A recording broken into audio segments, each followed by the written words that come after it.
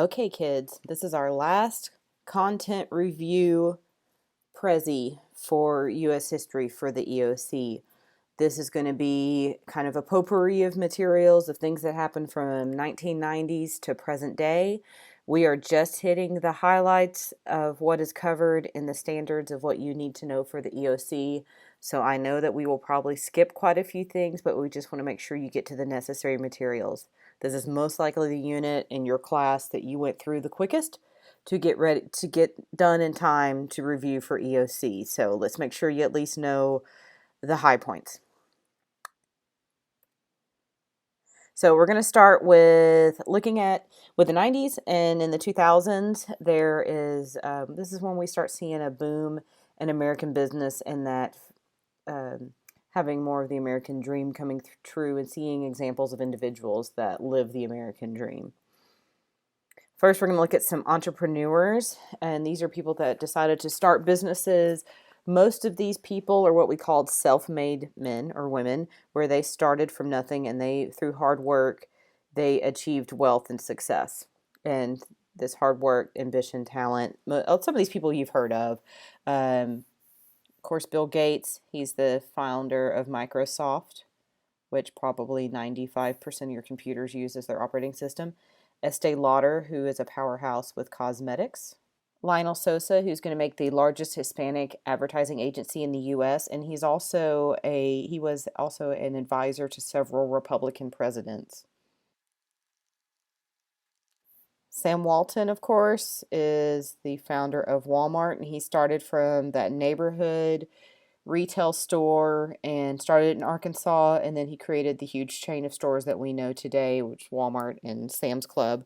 And then Robert Johnson, who was the first African American billionaire, and he's the founder of BET, Black Entertainment Television.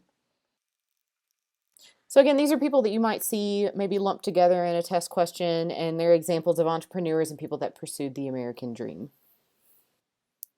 We also had a lot of advancement with becoming more of a global society and global economy. And some of the reasons we're going to have this happen are going to be some trade organizations that come about and then also some technological innovations.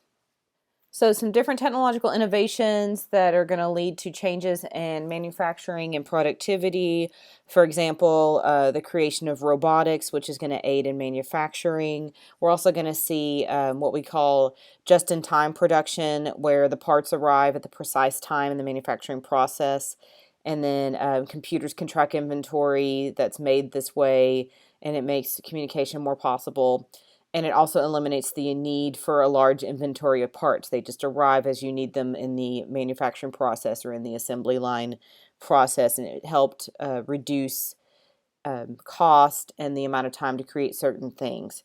Also with innovations, the idea of a time study analysis where people would record how long it takes a qualified worker to perform a certain task at a certain speed.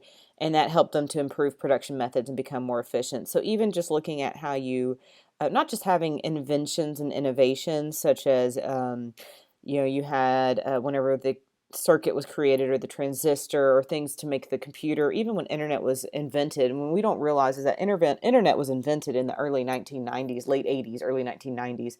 So this unit that we're talking about, which is the most recent, is just when internet comes about. So even just having that and how much that changed the workplace and made things more global because you could communicate around the world instantly. That plus these just-in-time productions and these time study analysis really lead to a rise in production methods and making it more efficient to create certain materials.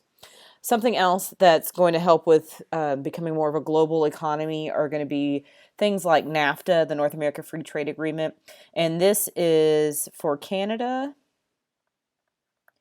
the U.S., and Mexico, and that's so that there are no tariffs or taxes on goods that we're trading between these three countries, and it was to try to increase this trade amongst us. And so that that could lead to maybe a factory being created in Mexico or in Canada, where then they could have the goods that are shipped to the U.S. and you don't have to worry about import taxes and that kind of stuff. So that really opened up the way for global economics. Another international organization that's going to help with making things more global for us is going to be the General Agreement of Tariffs and Trade. And then this was created in 1947 to try to reduce tariffs on a lot of different items, and then in 1994, GATT was replaced by the World Trade Organization. So you might see WTO somewhere, and this is an organization that established rules for global trade. And so now we have rules for global trade, and it also helps settle trade disputes. And this is really one of the big effects of WTO that they may ask you, what's the impact of international organizations such as NAFTA and GATT or WTO? Then your response is usually going to be something about accelerating globalization. So it's something you want to remember for this. We also, what's going to help with and accelerate globalization and make us more of a global economy are multinational corporations. For example, think of your places that we're used to seeing on every street corner, such as a McDonald's or a Starbucks.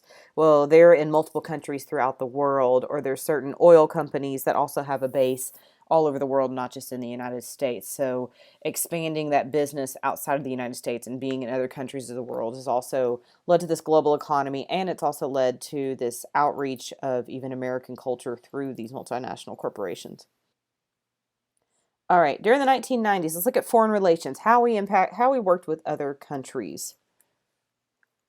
So let's start with probably the highlight of the beginning of the 90s, which is the end of the Cold War. Remember, this started right after World War II, where it's us versus the Soviets. The quote I gave you that kind of gives us a good example of the Cold War and wanting it to end. And this is from Reagan's Berlin Wall speech. And I know this is before 1991, but this kind of mentality was what was going on and exemplifies the opinions at the end of the Cold War. So the idea of putting an end to the Cold War was put in place during the Reagan era, but it actually happened during Bush Sr.'s presidency.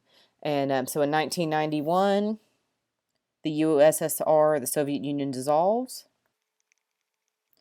And Bush immediately recognizes the countries that after the Cold War ended and even offers economic assistance to Russia and the other Central Asian republics that were created after the Soviet Union was dissolved. So our quote, this is the one of, "We welcome change and openness, for we believe that freedom and security go together. There is one sign the Soviets can make that would be unmistakable and advance the cause of freedom and peace. General Secretary Gorbachev, if you seek peace, if you seek prosperity for the Soviet Union and Eastern Europe, come here to this gate. Mr. Gorbachev, tear down this wall." This is a very famous quote, and this is usually associated with the end of the Cold War. So if you, for some reason, see a question and it has that in it, it's going to be related to the opinions of ending the Cold War. Another major foreign policy issue in the 90s is going to be the Persian Gulf War, and this is going to happen in 1990. Saddam Hussein, which most of you probably remember from the 2003 Iraq invasion, and the 1990 he invaded Kuwait, which is a neighboring country with a lot of oil wealth, and he invaded and wanted to extend Iraq's borders. The United Nations tried to request that he withdraw, and he refused to withdraw. And also there was a lot of fear that he might invade Saudi Arabia. So in response to this, UN, which under the leadership of the U.S., launched an attack against Iraq. The invasion was successful in only a few days, and eventually Hussein does agree to withdraw his troops from Kuwait and pay Kuwait for the damages. And some people feel like there's some repercussions after this. There is some greater presence in the Middle East after the Persian Gulf War, and that's going to lead to a lot of resentment from people that are local and live in the Middle East. And some people feel like this kind of fueled some of the local terrorist groups because it led to such an increased military presence in the Middle East. And this is the first major challenge to world order after the end of the Cold War. The Balkan Crisis.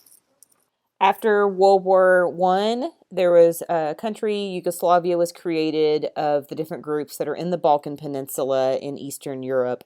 And this was Bosnia, Kosovo, Croatia, And they were all these different ethnic groups are put together into one country in the same border.